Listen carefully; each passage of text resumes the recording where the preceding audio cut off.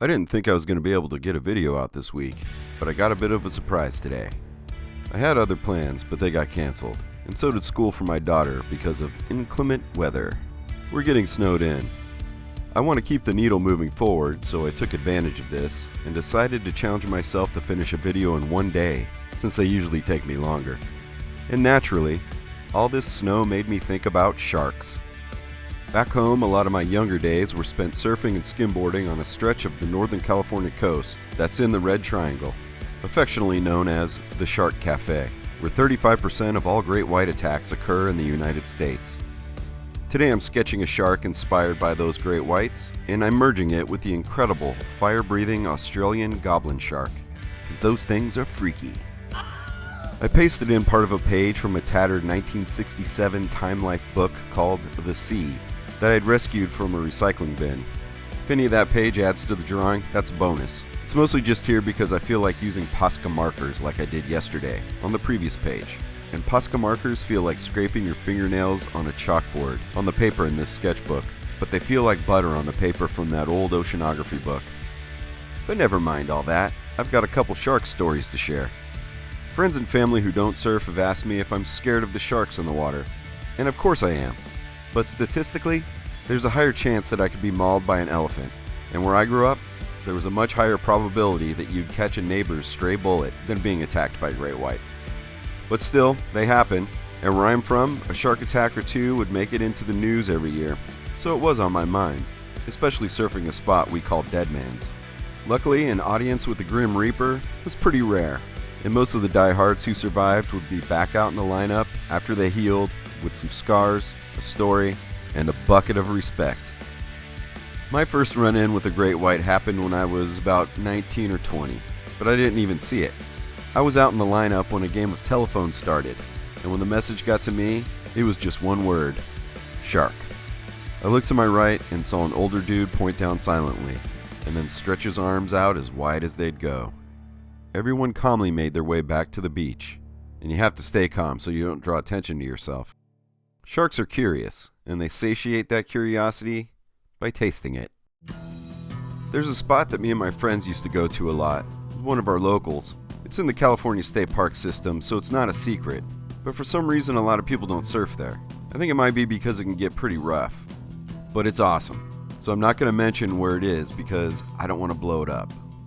Anyway, you park on top of this cliff and you have to walk down these wooden stairs to get down to the beach. On occasion when we'd be getting suited up or walking with our boards towards the stairs, we'd get approached by a park ranger.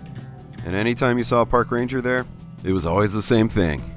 No surfing today, boys. There's a shark, or sharks, in the shore break. Sometimes when that happened, we'd go to this bodega just down the road, grab a sixer or two, some snacks, and then dangle our feet over the cliff to watch the sharks, and wonder how often they're right under us without us knowing. Probably a lot. Generally, when there were a bunch of seals in the water, we knew that meant no sharks. But it was also in the back of our minds that that also meant a shark buffet. Well, there's this one day at that same beach I was just talking about, and the seals were out in force, playing in the waves. I remember it as a really nice day out. The waves were good, and I was having a great time because I remember it being one of those days when you can actually feel that you've leveled up. I was having the time of my life. It was perfect. Then all of a sudden, the ocean went silent, and in the blink of an eye, there wasn't a single seal in sight. Seals are pretty loud, so it was unsettling. I caught another wave or two, hoping the seals would come back, and then when I was waiting for the next wave, something brushed against my right leg. A few seconds later, something big banged against the bottom of my board, and it almost flipped me over. My heart went into my throat, down to the bottom of my feet, and then back again.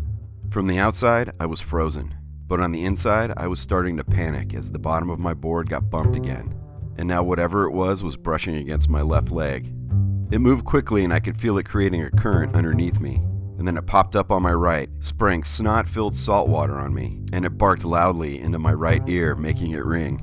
It was this huge seal, only a few inches away from me, the closest I'd ever been to one. It had scared a machine gun of turds out of me, but I was relieved. I thought it was a shark.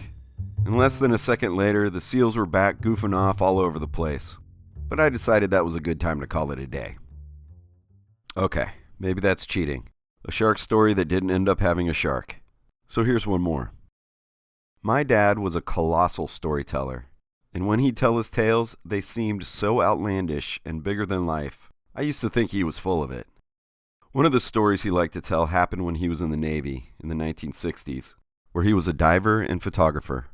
While doing his duties, where and why I don't know, because I don't think I was allowed to know, he was in the water and being circled by a shark native to wherever he was. The shark came in and tried to take a couple nibbles out of my dad, and he said that by the third try, he was fed up, so he punched it in the nose and scared it off.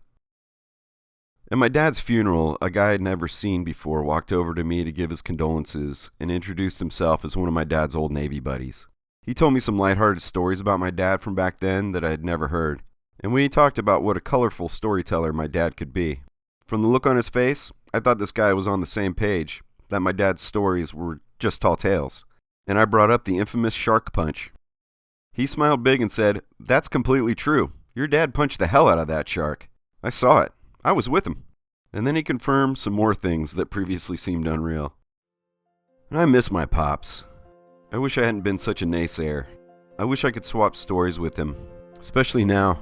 I've accumulated loads of stories that don't seem real either. If you just met me on the street and I told you some of them, you'd probably think I was lying. But that's just it.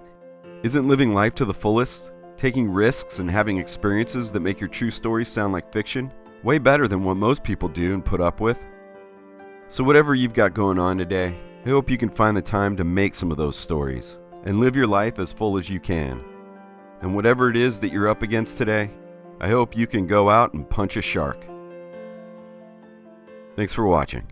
In production now, a new animated short to thrill you with action, horror, chuckles, and blood. Your kind support on Patreon gets you a download of the flick when it's finished, plus more. Details can be found at patreon.com/Kevin Cross. Thank y'all in advance for helping me bring Agent Peppermints to life. Rated R.